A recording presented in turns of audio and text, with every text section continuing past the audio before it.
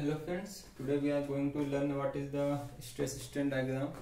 So first I will tell you on the x-axis we have plot the strain, and on the y-axis we are going to show the stress.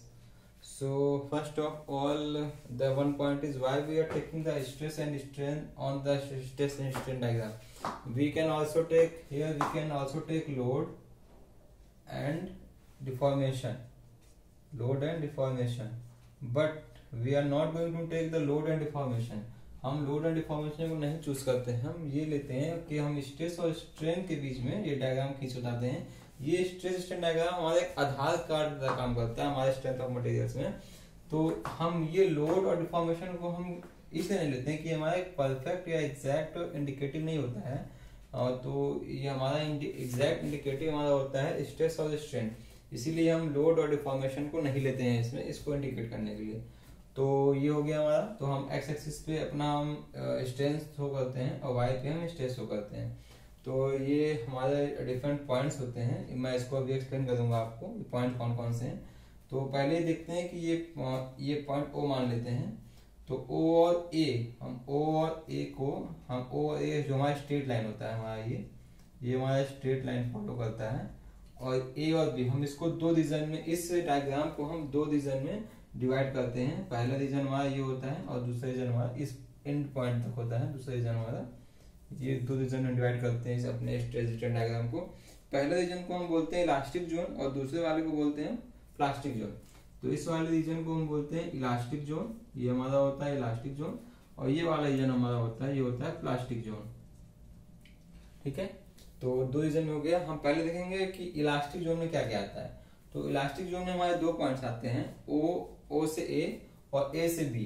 तो जो ओ से ए होता है वो हमारा straight line होता है, और ए से जो बी होता है हमारा, ये हमारा एक नॉन लीनियर लाइन होती है. ये हमारी एक नॉन लीनियर लाइन होती है, नॉन लीनियर लाइन होती है. ये हो गया हमारा. पहले हम इस पे फोकस करते हैं इलास्टिक जोन पे.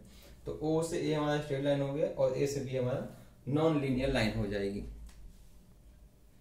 और एक बात बताता हूँ मैं आप लोगों को, स्ट्रेस को हम सिग्मा से डिनोट करते हैं, स्ट्रेन को हम एप्सिलॉन से डिनोट करते हैं. जैसे कि स्ट्रेस का फॉर्मूला होता है load upon area, P upon A, और स्ट्रेन का होता है चेंज इन लेंथ अपॉन में ओरिजिनल लेंथ.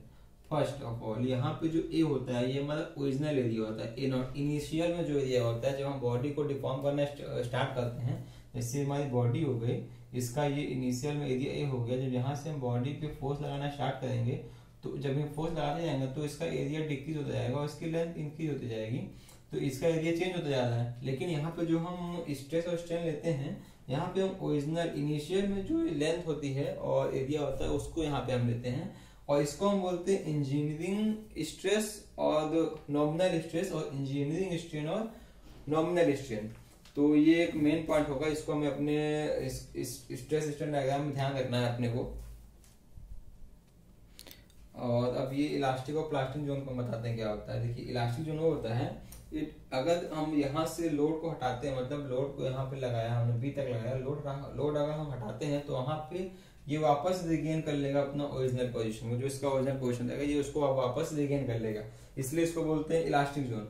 और प्लास्टिक जोन वो होता है कि इसमें यहाँ इसके बाद लोड लगाने के बाद बॉडी में कुछ ना कुछ परमानेंट डिफॉर्मेशन आ ही जाएगा, वो वापस ओरिजिनल साइज में अपने आप को रिगेन नहीं कर पाती है. इसीलिए उसको बोलते हैं हम प्लास्टिक डिफॉर्मेशन, और वो हमारा आता है प्लास्टिक जोन के अंदर. और ये हमारा होता है इलास्टिक जोन. इसका एग्जांपल है रबड़ को हम खींचते हैं, उसको छोड़ते हैं तो अपना ओरिजिनल शेप में आ जाता है. तो वो हमारा होता है इलास्टिक, वो होती है इलास्टिसिटी प्रॉपर्टी, और उसी के अंडर में आता है इलास्टिक जोन के अंडर में. अब देखिए इलास्टिक जोन में आपको दो पॉइंट मिल रहा है, एक पॉइंट ए मिल रहा है और एक पॉइंट बी मिल रहा है.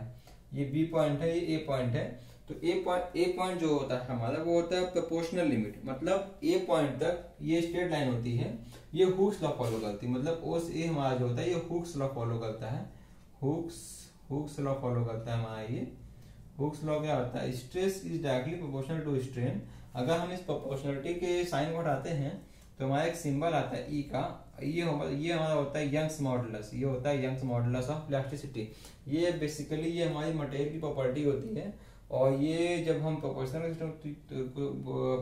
के सिंबल को जब हटाते हैं तो ये हमारा ई आता है, ये होता है यंग्स मॉडुलस ऑफ इलास्टिसिटी, और it is the property of material.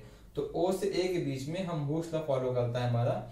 और फिर अगर हम ए से बी आते हैं तो इस पॉइंट को हम बोलते हैं, ये ए पॉइंट हमारा होता है प्रोपोर्शनलिटी पॉइंट होता है हमारा, ए वाला प्रोपोर्शनल लिमिट होता है। और बी वाले को हम बोलते हैं इलास्टिक लिमिट, ये हमारा होता है इलास्टिक लिमिट, ये इलास्टिक लिमिट होता है। तो ए और बी पॉइंट को इलास्टिक लिमिट होता है ये हमारा। अब अगर हम बी के जस्ट इधर आते हैं तो ये हमारा था सी पॉइंट, ये होता है डी पॉइंट। सी और डी पॉइंट क्या होता है, सी को हम बोलते हैं अपर यील्ड पॉइंट और डी को बोलते हैं लोअर यील्ड पॉइंट। यहाँ पे देखिए, यहाँ पे ये स्ट्रेस की वैल्यू डिक्रीज कर रही है, और जब हमारा स्ट्रेन बढ़ रहा है तो हमारा स्ट्रेस की वैल्यू डिक्रीज कर रही है। ये क्यों होता है, ये इसको हम बोलते हैं यील्ड पॉइंट, ये यील्डिंग बोलते हैं, इसको हम यील्डिंग बोलते हैं, हमारा यील्डिंग होता है। बेसिकली क्या होता है, जब हम मटेरियल को खींचते हैं, मान लीजिए इसको जब हम खींचते हैं तो इसमें इंटरनल ब्रेकडाउन होता है, और इंटरनल मॉलिक्यूलर एटॉमिक लेवल पे हमारा ब्रेकडाउन होता है, जिसके कारण हम कम स्ट्रेस में ही मैक्सिमम स्ट्रेन अपना हम पा सकते हैं। तो ये हमारा यील्डिंग होता है। तो यहाँ से हमारी यील्डिंग स्टार्ट होती है, यहाँ पे हमारी यील्डिंग खत्म होती है। तो इसको बोलते हैं अपर यील्ड पॉइंट, ये होता है हमारा लोअर यील्ड पॉइंट। ये आगे समझ में आपको यील्डिंग होती है। उसके बाद अगर हम देखते हैं during yielding of material deforms with no noticeable increase in tensile load, ये हमारा हो गया यील्डिंग।